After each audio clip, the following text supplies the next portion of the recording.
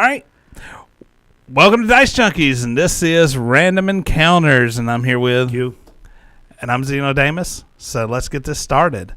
All right, so let's get the wonderful list thrown up there. The list has not changed from last time, so I am not going to reread it out. Oh, thank God. Can you full screen it? I mean, come on. With view? So anyway, like the recent episode, no. There we go. Ha! Anyway, so you don't PC very well. Our editor is a Mac user, so she doesn't. Poor person. Well, we're gonna fix that over time, but we got to start getting money first. Join us. So we have had a couple of suggestions come in on new topics on Random Encounters. So actually, after this episode, we're going to go through and redo a few of these, swap them out, and have an updated list next week. So stay tuned for that. But for right now, like I said, same list we've had for a few weeks now. Let's get to rolling some dice. Roll the dice. All right, you want me to go first? Stalling. You want me to go first? Yeah. You're going first this time. You stalling, man. Wow, I was just letting people know. Is that on purpose? No. It's just a happy coincidence. There are no coincidences. So I happen to have the white die. It's all right. Mine was the one that was on a 20. Oh, that's the editor's fault there. You can do it. All right, 12. Lost the power lottery. That's always fun. Yeah. Whoa, what the heck? What? That Huh? Don't worry about it. Randomly kicked through his list. I don't know what the heck that was. I just saw. Huh? Well, the list went on screen anyway. There are some horrible suggestions underneath on the next page. Okay, yeah. But well, in case we roll a 1 and we couldn't think of anything, I went ahead and wrote up a few suggestions. It's good to know that our folks are like filthy animals. Our fans are excellent. Like, there you go. But anyway, I've lost the power lottery is when the person got that power that wasn't the power you really needed to have. Yeah. So on that, let's see. What's a good lost the power lottery? Oh, I have tape dispensers in my arm. That's actually a pretty cheating going off of My Hero Academia. I know you. Well, that was my immediate. Was like, oh, My Hero Academia has so many of the but I'm trying to not, I guess, go off of My Hero Academia, just because. That is true. We could. We just talked. It is a bit. I mean, I don't know. That's not a loss to power. I mean, it is a little bit. So anyway, what our editor just asked me was, what about the slime we were talking about in the earlier in the episode, where the dude was reincarnated as a slime, which sucks. I would say that is a loss in the power lottery. Only on a couple of counts though. So he ended up getting a lot of skills, and he ends up getting this one skill called what is it called? Predator, which allows him to eat other things and gain their skills and their attributes and be able. So it starts off as a loss in the power lottery, but it ends up being quite powerful in the end. The only part that I don't recall this part getting fixed is the guy died a virgin. And he was a 30, so I think he's supposed to be a wizard. Well, that's how he got the great sage ability and all that stuff. But no, he was 37, died a virgin, and so he was hoping in his reincarnation that he'd be able to be more successful with women. Well, a slime is a non-gendered species. Yeah. So whenever he transforms into things, he does not get their genitalia.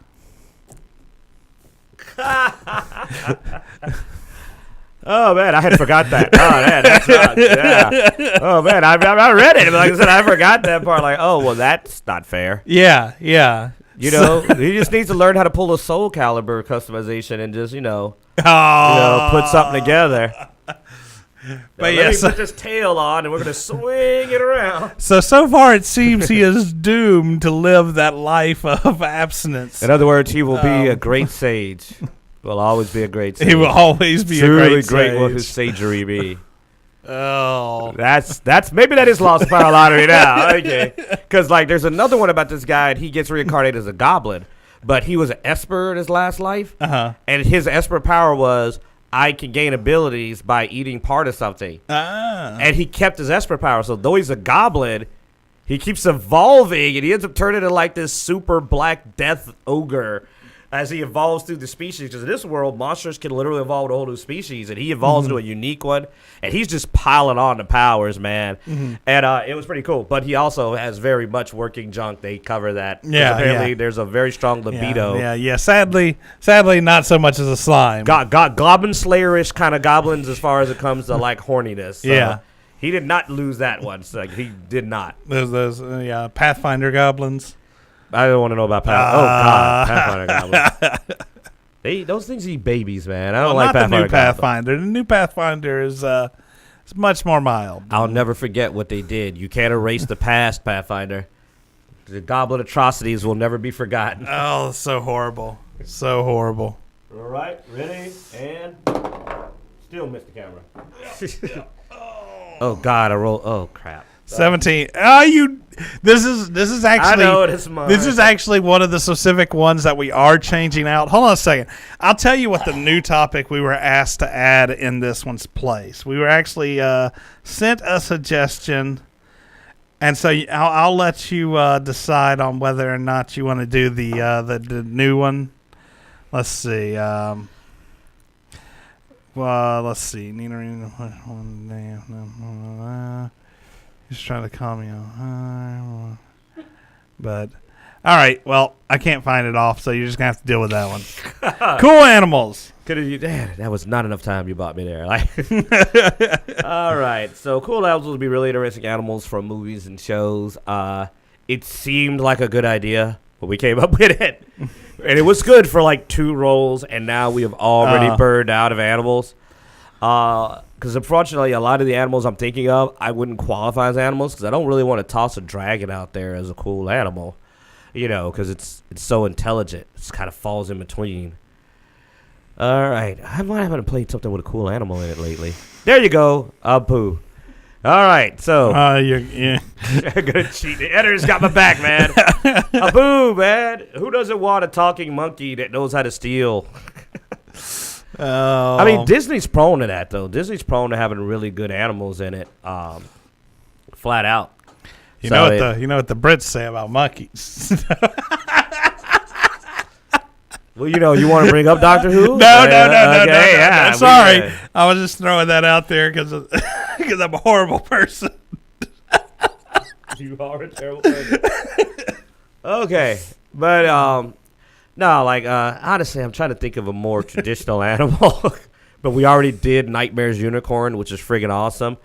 And unfortunately, you managed to throw in the awesome Hog Inn from, the 9 Deadly Sins, which is Mama, Big Mama now, not the little one, the big one they ride on. Huh.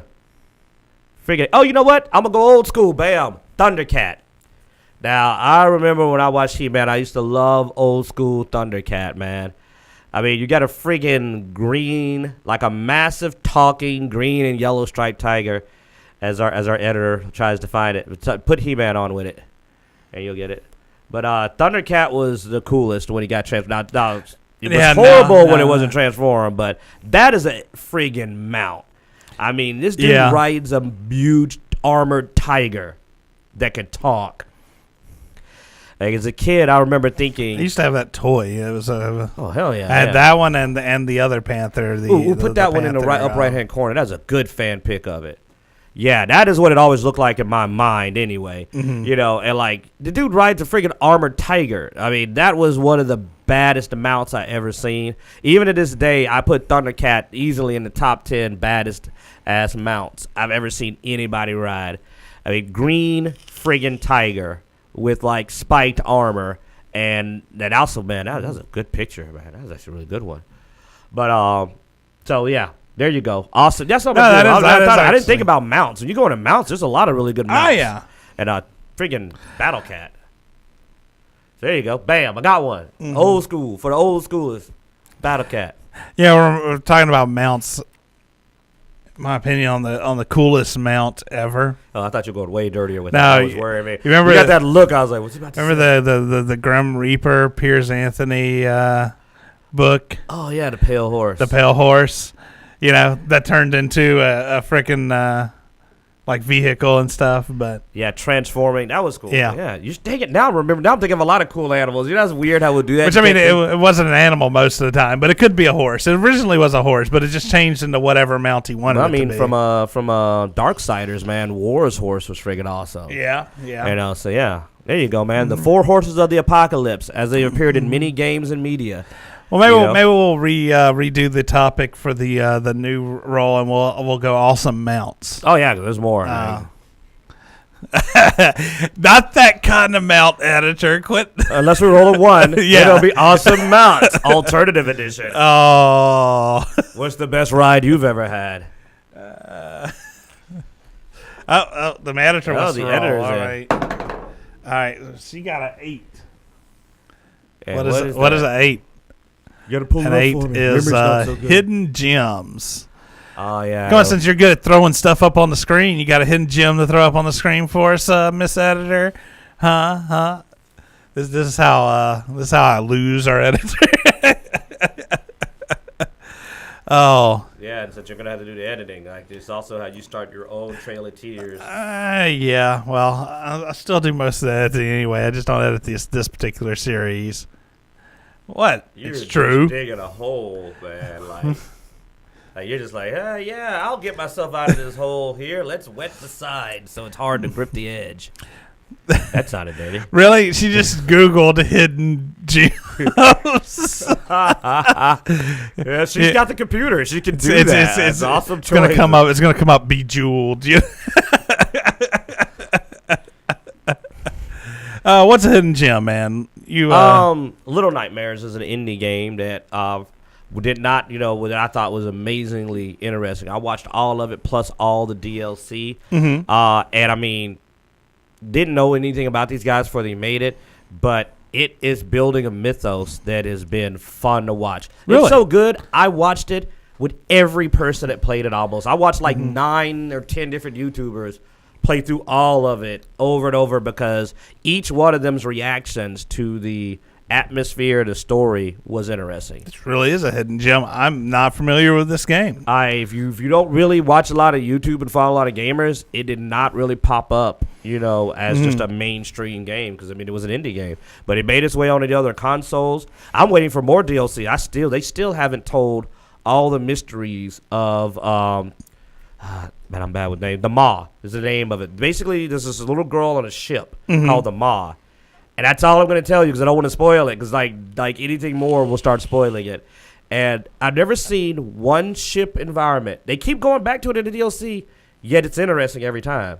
You think you'd get tired of that one location, but no, I want more. So I consider that a hidden gem. Awesome. Now I want to check this out. It is definitely worth it. And the thing is, it's just as good to watch it as much as it is to play it. Like, I enjoyed watching it. So it has a really good story to it? Yeah. And an interesting mythology. It reminds me of the old Grimm fairy tales with a slight Asian bend near the end, but I like its style. It's like if somebody made a game and tried to put the original Grimm's fairy tales into an animated or game form and not take out the creepy, surreal parts. Ah, cool. All right, we'll get one more in here. Go ahead, Brian. What you got? Geek Stories. Geek Stories. What you got? I'm thinking here, buddy. Was you too cool, man? You don't have any geek stories? I got. You were out smoking behind the school with the cool kids? All right, so you want to know a geek story? I mean, this is a geek story that is definitely... It's a personal story.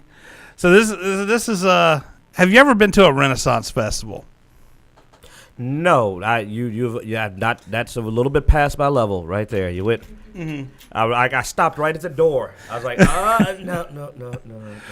All right, so back when I was in college, I had a buddy who was big into the Renaissance festivals. What? Well, wait a minute. You didn't tell me women look like that, though. Hold on. Put that second pic up there. Maybe I take that back. Perhaps I should visit a Ren Fair. So apparently the Ren Fair, at least the one that was local, I guess close to local to here, has a big party on the last day of the fair.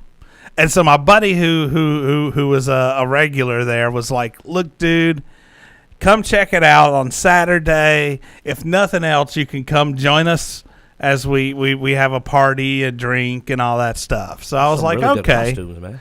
So I'll go check it out then. So I grabbed like one of my tattoo artist friends and a couple of girls that we knew, and we all decided to go out to this Ren Fair. And so it's like 5 of us, and so we go out there, and it was interesting. It was really cool. It was nice to see like the different costumes. I mean, if you like cosplay, stuff like that, I mean, it's a medieval cosplay. You know, you get to see the chainmail, the different styles of clothing, handmade, you know, and people not using a lot of the more modern things. So that aspect was really neat. Now, the part that I really enjoyed is they threw a very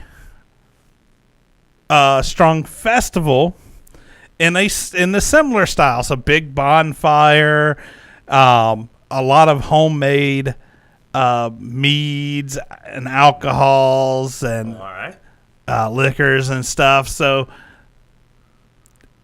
I partook of quite a bit of the variety to see how. Yeah. So as I was drinking a lot of random things, I got quite intoxicated. Oh, buddies never end well. Okay. And as one of my buddies my buddy that had invited me was telling me that he was some kind of druid or something, and I was like, oh, they have druids and mystical type things. Well, I mean, you know, the druids existed, man. And so in my drunken stupor, I decided to claim to be God, a god, and running around the Ren Fair without a shirt, claiming to be a god, and quite a few people actually played along. So did you at least claim to be from Tir na Nog, one of the Dua de Danann? That actually ties up with the druids at least. Or were you just claiming to just be the great Zeno? Zeno the Magnificent. Yeah, pretty much. You know, it was my own little. These are actually really good costumes. Like, I'm trying not to be distracted, but like they really are good. Yeah. Like, I'm shocked at just the amount of detail that multiple of these costumes have. That's kind of cool. That was one of my college years geek.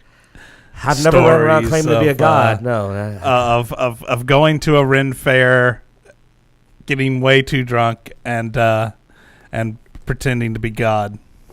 Which is god. Hidden character action. I'm pretty sure some like drunken fool used to run around back in the day. No. Like, fall before my feet.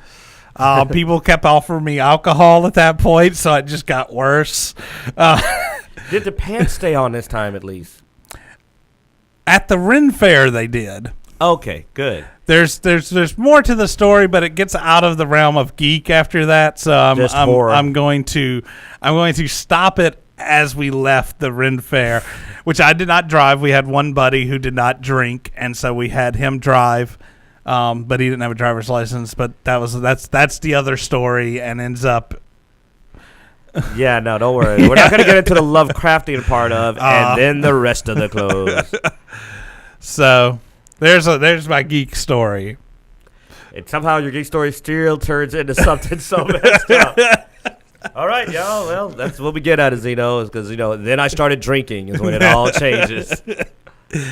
All right. Well, hey, thanks for watching Random Encounters. We hope you enjoyed that, and you're not too horrified to come back next week, same time. Join us. Be sure to check us out on Instagram, Twitter, Twitch, YouTube, all that good stuff. Facebook. Throwback.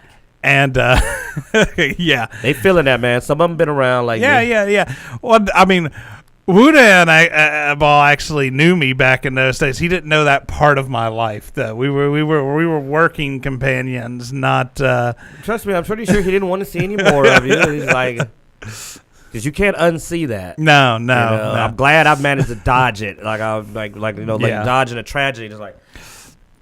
All right, guys. Thanks for watching. Have a good one, and take care.